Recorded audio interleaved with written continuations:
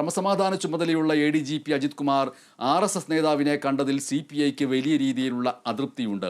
ഈ കൂടിക്കാഴ്ച ADGP അജിത് കുമാറും RSSന്റെ ദേശീയ ജനറൽ സെക്രട്ടറി ദത്താത്രേയ ഹൊസബലയുമായിട്ടുള്ള കൂടിക്കാഴ്ച ഗൗരവതരമാണ് എന്നാണ് സംസ്ഥാന സെക്രട്ടറി ബിനോയ് വിശ്വം അഭിപ്രായപ്പെട്ടത്.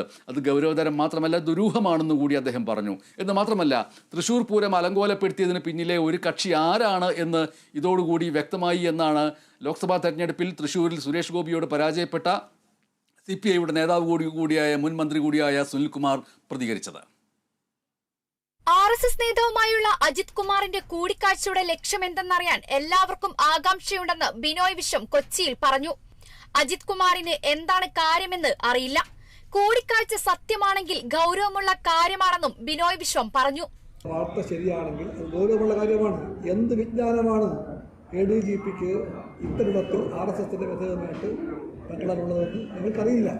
ഒന്ന് ഞങ്ങൾക്കറിയാം, LDFന് ഒരു പ്രകാരമുള്ള ബന്ധവുമില്ല RSS കാണാൻ പാടില്ല. ആശയപരമായി, രാഷ്ട്രീയമായി, സൈദ്ധാന്തികമായി കൂടിക്കാഴ്ച സംബന്ധിച്ചുള്ള വാർത്ത മാത്രമാണെന്നും വാർത്തയും വസ്തുതയും തമ്മിൽ വ്യത്യാസമുണ്ടെന്നും പൂരം അലങ്കോലപ്പെടുത്തിയതിനു പിന്നിലെ ഒരു കക്ഷി ആരെന്ന് ഇതോടെ വ്യക്തമായെന്നും സുനിൽകുമാർ തൃശൂരിൽ പറഞ്ഞു.